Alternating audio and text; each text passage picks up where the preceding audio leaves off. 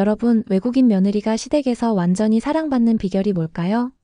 더 놀라운 건 한국말도 서툴렀던 외국인이 불과 몇 년 만에 한국인보다 더 한국인다워졌다는 겁니다. 조지아에서 온 한 여성의 충격적인 이야기를 들려드릴게요. 이 여자는 처음 한국에 왔을 때 김치도 못 먹었어요. 매운 음식은 상상도 못했죠. 그런데 지금은 어떨까요? 직접 김치를 담그고 된장찌개를 끓이고 심지어 추석 차례상까지 혼자서 준비한다고 해요. 더 기가 막힌 건 따로 있습니다. 이 외국인 며느리는 시어머니가 아프실 때 병원에서 밤을 새워 간병했어요. 친딸도 하기 힘든 일을 외국인이 해낸 거죠. 그래서 동네 사람들이 모두 깜짝 놀랐다고 합니다. 과연 이 여자에게 무슨 특별한 비결이 있는 걸까요? 어떻게 한국 문화에 이렇게 완벽하게 녹아들 수 있었을까요? 그리고 시댁 식구들의 마음을 사로잡은 진짜 이유는 뭘까요? 그 전에 잠깐만요. 1초면 누를 수 있는 좋아요와 구독 버튼 눌러주시면 영상 제작에 큰 힘이 됩니다. 본 영상은 개인정보 보호를 위해 스토리를 재구성한 이야기입니다. 그럼 이제 시작하겠습니다. 안녕하세요. 저는 니노라고 합니다. 조지아에서 온 새댁이죠. 벌써 한국에 온 지 5년이 됐네요. 결혼한 지는 4년이 지났습니다. 처음 한국에 왔을 때를 생각하면 정말 아찔해요. 인천공항에 내렸는데 한글이 전부 외계어 같았거든요. 길을 물어봐도 못 알아듣고 음식 주문하는 것도 손가락으로 가리켜야 했어요. 정말 막막했습니다. 그런데 지금은 어떨까요? 한국어로 농담도 하고 사투리도 쓰고 있어요. 시댁 어른들과 화투도 치고 동네 아줌마들과 수다도 떨죠. 정말 신기한 변화라고 생각해요. 처음 몇 달은 정말 힘들었습니다. 외로움이 밀려왔거든요. 조지아에서는 친구들과 매일 수다 떨고 가족들과 시간 보냈는데 한국에서는 아무도 제 말을 이해해주지 못했어요. 그런데 한국 사람들의 따뜻함을 느끼면서 점점 달라졌습니다. 편의점 아르바이트생도 천천히 말해주고 지하철에서 길 잃었을 때도 끝까지 도와주시더라고요. 이런 작은 친절들이 제 마음을 녹였어요. 특히 정이 많은 문화가 마음에 들었습니다. 조지아에서도 사람들이 따뜻하지만 한국의 정은 또 달라요. 마치 가족처럼 챙겨주는 그런 마음 말이에요. 처음에는 부담스럽기도 했지만 지금은 그게 한국의 가장 큰 매력이라고 생각해요. 지금은 정말 행복한 한국살이를 하고 있습니다. 며칠 전에 새 집으로 이사를 했어요. 신혼집에서 벗어나 조금 더 넓은 곳으로 왔거든요. 그래서 요즘은 셀프 인테리어에 푹 빠져 있죠. 인테리어라니 조지아에 있을 때는 상상도 못한 일이에요. 거기서는 뭔가 고치거나 만들려면 무조건 전문가를 불러야 했거든요. 여자 혼자서는 아무것도 할 수 없었어요. 그런데 한국에서는 달라요. 유튜브만 봐도 웬만한 건 다 배울 수 있어요. 드릴 사용법부터 타일 붙이는 법까지요. 처음엔 무서웠지만 해보니까 재미있더라고요. 사실 처음엔 걱정이 많았습니다. 혼자서 할 수 있을까 하고요. 그런데 막상 해보니까 생각보다 어렵지 않았어요. 실패해도 괜찮다는 마음으로 시작했거든요. 퇴사를 하고 집에서 시간을 보내게 되면서 깨달았습니다. 내가 사는 공간이 얼마나 중요한지 말이에요. 예쁘고 편안한 집에서 살면 기분도 좋아지고 생활도 완전히 달라지더라고요. 그래서 인테리어에 본격적으로 관심을 갖게 됐죠. 한국의 DIY 시스템을 보고 정말 놀랐습니다. 이케아 같은 곳에 가면 조립 설명서도 친절하게 나와 있고요. 공구 대여 서비스도 있고요. 홈플러스나 이마트 같은 곳에서 웬만한 공구는 다 살 수 있어요. 가격도 저렴하고요. 이런 시스템이 정말 신기했습니다. 조지아에서는 상상도 못했던 일이거든요. 조지아에서는 뭔가 만들거나 고치려면 비용이 어마어마하게 들어요. 그래서 대부분 그냥 참고 살거나 아예 새로 사죠. 그런데 한국에서는 제가 직접 책상도 만들고 선반도 달고 있습니다. 정말 신기하죠? 제가 만든 책상에서 이렇게 일하고 있으니까요. 벽에 걸린 선반도 제 손으로 만든 거예요. 뿌듯함이 이런 건가 싶더라고요. 유튜브에서 영상 보면서 따라하면 웬만한 건 다 할 수 있어요. 한국 유튜버들이 정말 친절하게 설명해 주거든요. 실패하는 부분까지 보여주니까 더 도움이 되고요. 이런 편리함이 한국의 큰 매력 중 하나라고 생각해요. 외국인인 제게도 이렇게 큰 자립감과 행복을 주거든요. 뭔가를 스스로 만들어낸다는 성취감이 정말 대단해요. 요즘 저는 비즈니스 영어 강사로 일하고 있습니다. 중소기업들을 다니면서 직장인들에게 영어를 가르치고 있어요. 처음엔 제가 영어를 가르치는 게 맞나 싶었거든요. 영어는 제 모국어가 아니거든요. 조지아어가 제 모국어고 영어는 대학에서 배운 거예요. 그런데 한국에서는 영어만 잘하면 강사가 될 수 있더라고요. 물론 처음엔 어려웠어요. 한국 직장 문화도 모르고 비즈니스 매너도 몰랐거든요. 그런데 학생들이 도움을 많이 줬어요. 오히려 제가 더 많이 배웠죠. 한국 직장인들의 열정에 정말 놀랐습니다. 퇴근 후에도 영어 공부하러 오시고 주말에도 수업 들으러 오세요. 이런 배움에 대한 열의가 대단하다고 생각해요. 그런데 지금은 한국어 TOPIK 6급까지 땄습니다. 혼자 독학으로 공부했어요. 정말 힘들었지만 재미있었거든요. 한국어의 아름다움에 완전히 빠져버렸어요. 한국어 공부를 시작한 건 남편 때문이에요. 남편 가족들과 대화하고 싶었거든요. 처음엔 번역 앱에만 의존했는데 한계가 있더라고요. 진짜 소통을 하려면 한국어를 배워야겠다고 생각했어요. 새벽 5시에 일어나서 한국어 공부했어요. 드라마도 보고 뉴스도 보고 책도 읽었죠. 모르는 단어가 나오면 전부 노트에 적어서 외웠어요. 한국어는 정말 표현이 다양해요. 같은 말이라도 상황에 따라 여러 가지로 말할 수 있잖아요. 존댓말도 있고 반말도 있고요. 처음엔 어려웠지만 지금은 이런 섬세함이 좋습니다. 특히 한국어의 의성어나 의태어가 재미있어요. 팔팔 끓는다, 졸졸 흐른다 이런 표현들이 정말 생생하거든요. 조지아어에는 이런 표현이 많지 않아요. 한국 드라마를 보면서 많이 배웠어요. 일상 대화가 어떻게 이루어지는지 알 수 있었거든요. 특히 가족 간의 대화나 친구들끼리 하는 말들이 도움이 많이 됐어요. 영어 강의를 하면서도 한국어를 더 많이 배우게 됩니다. 학생들이 질문할 때 한국어로 설명해 달라고 하거든요. 그럴 때마다 제 한국어 실력도 늘어나는 것 같아요. 가끔 학생들이 깜짝 놀라세요. 외국인인데 한국어를 이렇게 잘한다고요? 심지어 어떤 분은 제가 한국 사람인 줄 알았다고 하시더라고요. 그럴 때 정말 뿌듯합니다. 요즘 저의 또 다른 취미는 네일 아트예요. 한국에 와서 새로 시작한 취미 중 하나죠. 네일 재료를 사러 명동에 갔는데 정말 놀랐습니다. 조지아에서는 네일 아트 한 번 받으려면 돈이 엄청 들었어요. 그래서 특별한 날에만 했죠. 그런데 한국에서는 재료만 사면 집에서 얼마든지 할 수 있어요. 명동 지하상가에 네일 재료 파는 곳이 정말 많더라고요. 가격도 저렴하고 종류도 다양하고요. 처음 가봤을 때 마치 보물창고 같았어요. 젤네일 재료부터 스티커까지 없는 게 없었어요. 그래서 이것저것 사서 집에서 연습하기 시작했죠. 유튜브로 기법도 배우고요. 처음엔 정말 못생겼어요. 삐뚤빼뚤하고 두껍고요. 그런데 계속 연습하니까 점점 늘더라고요.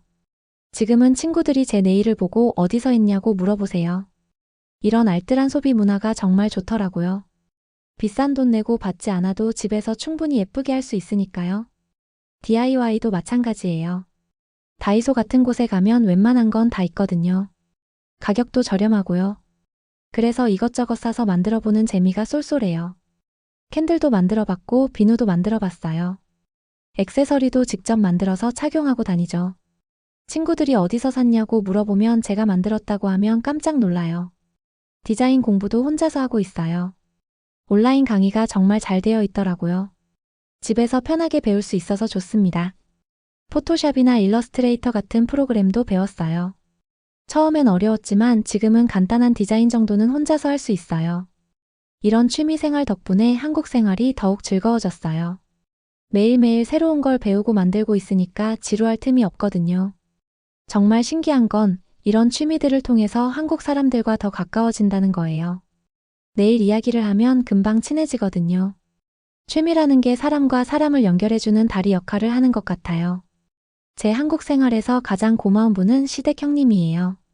처음 만났을 때부터 정말 따뜻하게 대해주셨거든요. 외국인이라고 어색해하실 줄 알았는데 전혀 그렇지 않았어요. 사실 처음 시댁에 인사드리러 갔을 때 정말 떨렸어요. 한국 문화도 모르고 예의도 모르는데 괜찮을까 싶었거든요. 그런데 형님이 먼저 다가와서 손을 잡아주시더라고요. 그때 형님이 하신 말씀이 지금도 기억나요. 우리는 이제 가족이니까 편하게 지내자고 하시더라고요. 그 말 한마디가 제 마음을 완전히 녹였어요. 형님은 저를 진짜 동생처럼 생각해주세요. 한국 음식 만드는 법도 가르쳐 주시고 한국 문화에 대해서도 많이 알려주셨습니다. 덕분에 한국 생활 적응이 훨씬 쉬워졌어요. 특히 김치 담그는 법을 배울 때가 기억나요. 형님이 직접 시댁에 와서 하나하나 알려주셨거든요. 배추 절이는 것부터 양념 만드는 것까지 정말 자세히요. 처음엔 너무 어려웠어요. 매운 것도 못 먹었는데 김치를 담근다니요. 그런데 형님이 제 입맛에 맞게 덜 맵게 만드는 법도 알려주셨어요. 지금은 제가 담근 김치를 남편이 더 좋아해요. 형님께 배운 비법이 있거든요. 배에서 나는 단맛을 잘 살리는 거예요. 그럼 매운맛이 덜하면서도 깔끔한 맛이 나더라고요. 가끔 형님과 시장에 같이 가는데요. 형님이 제게 한국어로 물어봐 달라고 하세요. 그러면 상인분들이 깜짝 놀라거든요. 외국인인데 한국말을 이렇게 잘한다고요. 한 번은 정말 재미있는 일이 있었어요. 전통시장에서 고기를 사는데 아저씨가 저를 보고 한국 사람인 줄 알고 사투리로 말하시더라고요. 그래서 저도 사투리로 대답했어요. 그랬더니 아저씨가 깜짝 놀라면서 어디서 왔냐고 물어보시더라고요. 조지아에서 왔다고 하니까 처음엔 믿지 못하시겠다는 표정이었어요. 그때 형님이 자랑스럽게 제 소개를 해주셨어요. 우리 동서가 한국어를 정말 잘한다고요. 그러면서 TOPIK 6급도 땄다고 하시더라고요. 형님 덕분에 한국의 진짜 가족애가 무엇인지 배웠어요. 피는 물보다 진하다는 말이 있잖아요. 그런데 진짜 가족은 피보다도 마음이 더 중요하다는 걸 알게 됐습니다. 명절 때도 형님이 항상 챙겨주세요. 처음 추석 때는 정말 막막했거든요. 차례상을 어떻게 차려야 하는지 모르겠더라고요. 그런데 형님이 전날부터 와서 하나하나 알려주셨어요. 음식 만드는 순서부터 차례상 차리는 법까지요. 어떤 음식을 어디에 놓아야 하는지도 알려주시고요. 덕분에 시어머님께 칭찬도 받았어요. 지금은 제가 혼자서도 명절 준비를 할 수 있어요. 전도 부치고 나물도 무치고 탕국도 끓이죠. 시어머님이 신기해하세요. 외국 며느리가 이렇게 잘할 줄 몰랐다고요. 작년 추석 때는 정말 감동적인 일이 있었어요. 시어머님이 갑자기 아프셔서 병원에 입원하게 됐거든요. 그때 제가 밤새 간병을 했어요. 다른 가족들은 일이 있어서 못 왔는데 저는 시간이 있었거든요. 시어머님이 처음엔 괜찮다고 하셨어요. 외국인인 저에게 부담을 주기 싫으셨나 봐요. 그런데 제가 끝까지 곁에 있겠다고 말씀드렸죠. 그게 며느리 도리라고요. 그날 밤 시어머님이 많이 힘들어 하셨어요. 잠도 못 주무시고 아파하시더라고요. 제가 계속 등을 문질러드리고 물도 떠드리고 했어요. 새벽에 시어머님이 제 손을 잡으시면서 고맙다고 하시더라고요. 친딸보다 더 잘해준다고요. 그 말씀을 듣고 저도 눈물이 났어요. 정말 가족이 된 기분이었거든요. 그 이후로 시어머님이 저를 보는 눈이 완전히 달라졌어요. 동네 분들에게도 자랑하시더라고요. 우리 며느리가 얼마나 효자인지 말이에요. 지난달에는 형님과 함께 동네 축제에 갔습니다. 처음에는 조금 부담스러웠어요. 모르는 사람들이 많으니까요. 그런데 형님이 저를 이곳저곳 소개해 주시더라고요. 사람들이 정말 친근하게 대해 주셨어요. 어디서 왔냐고 물어보시고 한국어 정말 잘한다고 칭찬해 주시고요. 그러면서 자연스럽게 대화가 이어졌습니다. 축제에서 전통놀이도 해보고 맛있는 음식도 많이 먹었어요. 특히 할머니들이 직접 만든 전이 정말 맛있었거든요. 레시피도 물어봤는데 친절하게 알려주셨습니다. 윷놀이도 처음 해봤는데 재미있더라고요. 처음엔 룰을 몰라서 헤맸는데 동네 아주머니들이 자세히 가르쳐 주셨어요. 그러면서 옛날 이야기도 많이 들려주시고요. 특히 기억에 남는 건 한복 체험이었어요. 축제에서 한복을 무료로 입어볼 수 있게 해주더라고요. 처음 한복을 입어봤는데 정말 아름다웠어요. 한복을 입고 사진을 찍는데 동네 분들이 모두 예쁘다고 칭찬해 주셨어요. 어떤 할머니는 한국 사람보다 더 한국 사람 같다고 하시더라고요. 그날 정말 많은 사람들과 인사를 나눴어요. 처음 보는 사람들인데도 마치 오래된 이웃 같은 느낌이었거든요. 한국 사람들의 정이 이런 거구나 싶었습니다. 축제가 끝날 때쯤에는 정말 뿌듯했어요. 제가 진짜 한국인이 되어가는 느낌이었거든요. 이제는 이 동네에 제 자리가 있다는 확신이 들었습니다. 동네 아주머니들이 제게 연락처도 주시고 언제든 놀러 오라고 하시더라고요. 정말 따뜻한 마음이 느껴졌어요. 이런 게 진짜 이웃사촌인가 보다 싶었습니다. 지금 생각해보면 남편과의 만남도 정말 운명 같았어요. 5년 전에 홍대 근처 카페에서 처음 만났거든요. 친구들과 커피를 마시고 있는데 옆 테이블에 앉은 남자분이 계속 저를 보더라고요. 처음엔 조금 어색했어요. 왜 계속 쳐다보나 싶었거든요. 그런데 그분이 용기를 내서 말을 걸어오셨어요. 영어로 말하시려고 하는데 발음이 조금 서툴렀어요. 그래서 제가 한국어로 대답했죠. 그때 남편 표정이 정말 놀라웠어요. 외국인인데 한국어를 이렇게 잘한다고 깜짝 놀라시더라고요. 그러면서 대화가 자연스럽게 이어졌습니다. 대화를 나누면서 느꼈는데 정말 말이 잘 통했어요. 유머 감각도 비슷하고 생각하는 것도 비슷하더라고요. 처음 만난 사람인데 마치 오래된 친구 같은 느낌이었습니다. 남편이 정말 신사였어요. 제가 외국인이라고 천천히 말해주시고 모르는 단어가 있으면 다른 말로 설명해 주시더라고요. 그런 배려가 너무 고마웠어요. 그날 이후로 자주 만나게 됐어요. 카페에서도 만나고 영화도 보고 맛있는 음식도 먹으러 다녔죠. 남편이 한국의 여러 곳을 구경시켜주면서 한국 문화에 대해 많이 알려줬어요. 특히 경복궁에 갔을 때가 기억나요. 남편이 한국 역사에 대해 자세히 설명해 주시더라고요. 조선 왕조 이야기부터 일제강점기까지요. 정말 흥미로웠어요. 남산타워에도 갔었고 한강공원에서 치킨도 먹었어요. 한국 사람들이 왜 치킨을 좋아하는지 그때 알았거든요. 정말 맛있더라고요. 몇 달 후에 남편이 고백을 했습니다. 정말 진심이 느껴지더라고요.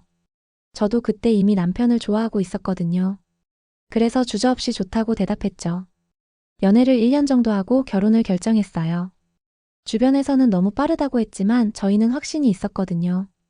서로를 정말 아끼고 믿을 수 있는 사람이라는 걸 알았으니까요. 결혼 준비할 때도 남편이 모든 걸 세심하게 챙겨줬어요. 한복도 같이 골라주시고 결혼식장도 제 취향에 맞춰서 정해주시더라고요. 지금도 남편과는 절친한 친구처럼 지내고 있습니다. 뭐든지 편하게 이야기하고 함께 웃고 울고요. 이런 관계가 진짜 부부가 아닌가 싶어요. 요즘 제가 조금 걱정되는 건 남편이 너무 바쁘다는 거예요. 야근도 자주 하고 주말에도 일할 때가 있거든요.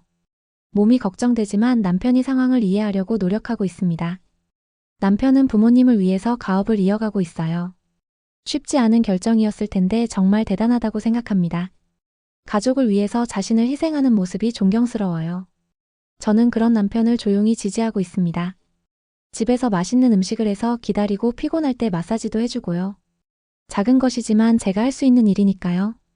남편이 야근하고 집에 늦게 들어오면 항상 따뜻한 국물 요리를 준비해놔요. 미역국이나 김치찌개 같은 거요. 피곤한 몸에 따뜻한 국물만큼 좋은 게 없다고 생각해요. 가끔 남편이 너무 고맙다고 하세요. 이런 아내가 어디 있냐고요. 그럴 때마다 저도 마음이 따뜻해져요. 서로를 아끼는 마음이 느껴지거든요. 사실 저희는 아이를 5명 갖고 싶어 해요. 조금 많다고 생각하실 수도 있겠지만 저희 꿈이거든요. 시끌벅적한 대가족을 만들어서 행복하게 살고 싶습니다. 아이들에게는 한국어와 영어 그리고 조지아어까지 가르치고 싶어요. 세 나라 문화를 모두 경험할 수 있게 해주고 싶거든요. 정말 특별한 아이들이 될 것 같아요. 한국에서 아이를 키우면 교육 환경이 좋을 것 같아요. 다양한 체험 활동도 많고 문화시설도 잘 되어 있고요. 무엇보다 안전해서 마음 놓고 키울 수 있을 것 같습니다. 한국에서 살면서 가장 좋은 점은 정말 자유로움이에요. 하고 싶은 걸 언제든지 할 수 있거든요. 24시간 편의점도 있고 배달도 잘 되고요. 지하철로 어디든 갈 수 있고요. 조지아에서는 이런 편리함을 상상도 못했어요. 밤에는 거의 모든 가게가 문을 닫고 교통도 불편했거든요. 그런데 한국은 정말 살기 편한 나라예요. 특히 인터넷 환경이 정말 좋아요. 집에서 온라인 쇼핑도 하고 강의도 듣고 친구들과 영상통화도 하고요. 이런 것들이 모두 빠르고 안정적이거든요. 의료시설도 훌륭해요. 병원이 많고 의료진도 친절하고요. 아플 때 안심하고 치료받을 수 있어서 정말 다행이라고 생각합니다. 지금 저는 정말 행복한 한국살이를 하고 있어요. 사랑하는 남편도 있고 따뜻한 가족도 있고 좋은 친구들도 많이 생겼거든요. 한국이 제 제2의 고향이 된 것 같습니다. 물론 가끔 조지아가 그리울 때도 있어요. 가족들이 보고 싶고 고향 음식이 먹고 싶을 때도 있죠. 하지만 그런 건 금방 지나가더라고요. 한국에서의 새로운 추억들이 그런 외로움을 채워주거든요. 매일매일 새로운 일들이 생기고 재미있는 사람들을 만나고요. 지루할 틈이 없어요. 앞으로도 계속 한국에서 살 계획입니다. 아이들도 여기서 키우고 싶고요. 한국은 아이들이 꿈을 키우기에 정말 좋은 나라라고 생각해요. 저처럼 외국에서 온 사람들에게 하고 싶은 말이 있어요. 처음엔 모든 게 낯설고 어려울 수 있지만 포기하지 마세요. 한국 사람들은 정말 따뜻하고 친절한 사람들이거든요. 언어가 서툴러도 마음만 열고 다가가면 받아줄 거예요. 저도 처음엔 한국어를 못했지만 지금은 이렇게 유창하게 말할 수 있게 됐잖아요. 무엇보다 한국 문화를 이해하려고 노력하는 게 중요해요. 그러면 한국 사람들도 더 가깝게 느껴주실 거예요. 서로 다른 문화를 존중하면서 함께 살아가는 거죠. 저는 정말 운이 좋았다고 생각해요. 한국에서 사랑도 만나고 가족도 만나고 새로운 인생을 시작할 수 있었거든요. 이 모든 게 꿈만 같습니다. 앞으로도 더 열심히 한국어 공부하고 한국 문화를 배워갈 거예요. 그래서 정말 완전한 한국 사람이 되고 싶습니다. 마음만큼은 이미 한국 사람이지만요. 한국에서의 제 이야기가 다른 외국인 분들에게도 희망이 되었으면 좋겠어요. 용기를 갖고 도전하면 분명 좋은 일이 생길 거라고 믿어요. 한국은 정말 꿈을 이룰 수 있는 나라니까요. 오늘의 사연은 여기까지입니다. 여러분의 생각을 댓글에 작성해 주세요. 지금까지 저는 코리아 감동 채널의 지연이었고요. 구독과 좋아요는 영상 제작에 아주 큰 힘이 됩니다. 오늘도 행복한 하루 되세요. 감사합니다.